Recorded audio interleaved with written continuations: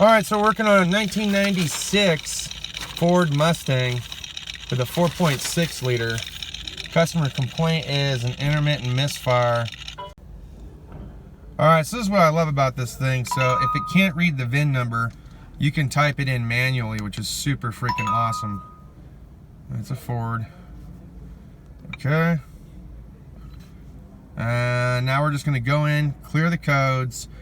We're going to start it back up. We're going to go into live data. We're going to record any misfire data while we're on a test drive, and then we'll consult our data after we get done with the test drive. All right, so it has already automatically saved the data. So now let's clear the codes.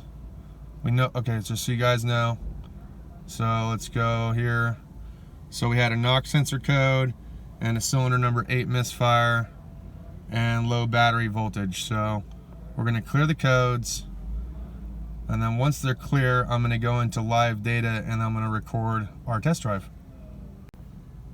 All right, so let's go ahead and we'll go into our read data stream, and then I'm gonna select some PIDs and I'll show you guys after I select them, and then we'll hit record. All right, everybody, so I selected engine misfire, currently detected, engine RPM time at misfire, engine running time at moment of misfire, idle air, because we did have some idle air issues as well. Injector number 8, because the connector was not seated all the way. I went ahead and reseated that.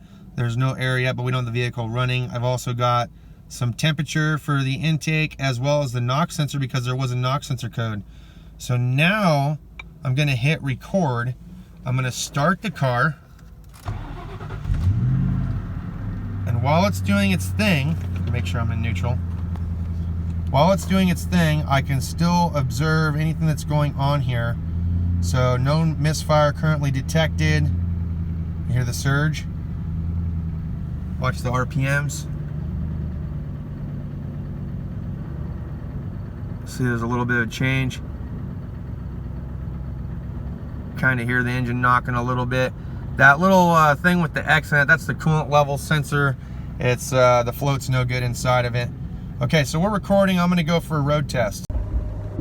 All right, so being able to have that feature of being able to record the data as you're test driving a vehicle can be very beneficial to help you find an intermittent glitch or problem within the system.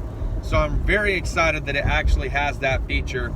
So I'm gonna go for a small test drive. I'm gonna get off the phone here for a minute and pay attention to the road and what have you. But I figured I would just share that quick little feature that I actually enjoy when I'm testing a drivability concern.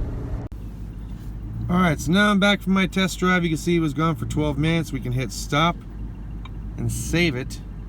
I still don't like this idle surge. I still believe there's something wrong with the engine, especially with that wrist pin knocking going on. But let's just take a look at some things here. So intake air temp about pretty close to ambient, 76 degrees. I believe it's about 72 right now outside.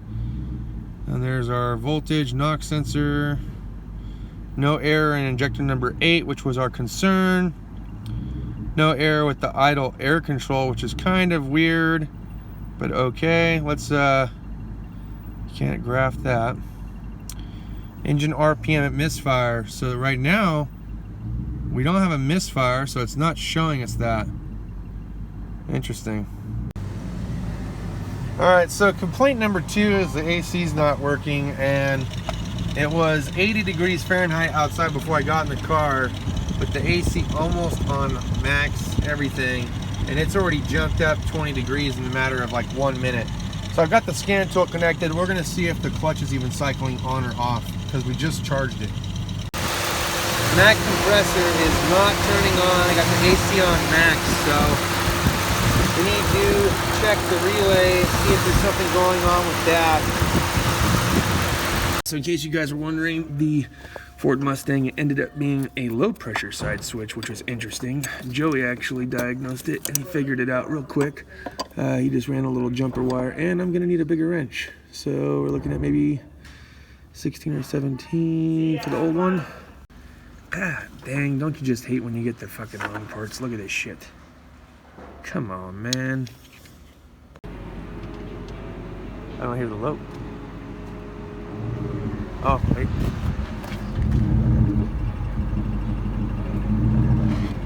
And it's what now? AC. Turn it off, let's see. Get the fuck out of here. Well, that's why you're the diagnostician. Alright, so believe it or not, the misfire code actually came from a faulty fuel injector connector. Part of it was actually like the tang was broken off, so it wasn't fully seating. We ended up replacing the connector, got to fully seat, seemed to work out just fine, didn't have the misfire code come back.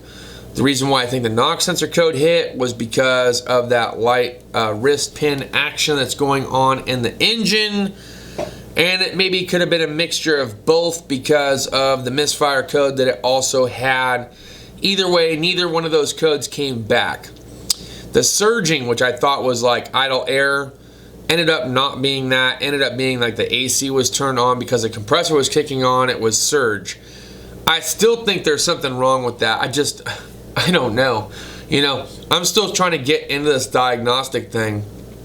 When I turn my AC on, is there some kind of change? Yeah. Does it change RPM? Maybe, but not as significantly enough to create some kind of lope like it had in this particular vehicle. But when Joey showed me that once he turned it off, it went away, I was just completely flabbergasted by it. I was like, I don't really know. That's the reason why he's a diagnostician. He kind of knows what to go after, what to do. He's been doing it a hell of a lot longer. Our backgrounds are way different. Most of his has not only been mechanical, but also the diagnostic route. He's also done stuff with computers. He's helped run shops, so he's very knowledgeable. He's been doing it for about 10 years solid. But probably a little bit longer than that if you consider the amount of time that he spent turning wrenches as a kid or whatever. He's slightly younger than I am, but he's got a firm grip on both realities. I've seen this guy bang out like 14 or 15 hours worth of work in like 6 or 7 hours. It's just incredible. I'm just like, damn it, you know. Fucking god dang, I try to step up my game. The only time that I'm ever actually fast as shit is when it comes to Chrysler products, so he's an independent guy through and through. I don't think he's ever worked at a dealership, but he's worked at numerous independent shops, and he just fucking kills it every fucking week. His hours just blow me the fuck away. I'm like, how the fuck do you do that? Like, half the time I swear to God, the guy's either eating or he's on his scan tool, so I always make little tiny jokes towards him about that. But he comes in earlier than everybody else and just starts fucking hitting it hard and just fucking goes, man. The guy is fucking super smart. So, anyways, that's what happened with the Mustang. Hope you guys enjoyed the video. I have some more videos coming up that I'm planning on posting with the C-Reader 123X that we're going to be utilizing throughout the week, month, etc. And so far, I think it's a pretty awesome scan tool. There are some other features that I'm still trying to learn and get used to, and I still have to connect it to the internet at work so that way I can transfer data over to the shop so they can utilize it for their documents. Other than that, I don't really have much to say, guys. It was kind of cool to figure out those couple things, play with a brand new scanner for the first time, and yeah, I'm excited about using this thing, man. So more to come. Hope you guys enjoy. If you did, give it a thumbs up. If you want to share. Let me know down in the comments what kind of situations you've ran into with your Mustangs, if you own a Mustang. What kind of things did you determine were the root cause? The low side pressure switch is something that I didn't really think of, to be honest, looking at scan data, and I didn't backpin probe anything, but he went after it, put a jumper wire on it, and presto changeo, the compressor clutch kicked on and AC started flowing. So I just thought maybe it might have been either a lack of refrigerant or a bad compressor. That was my immediate thought process behind it. So it sucks that we got the incorrect part. The correct part's on its way, so we'll get that installed and it should take care of the problem. So I'm glad we were able to actually resolve the customer's complaint. That's all I got for this video. Thanks as always for watching. We'll see you guys next time. Cheers and deuces.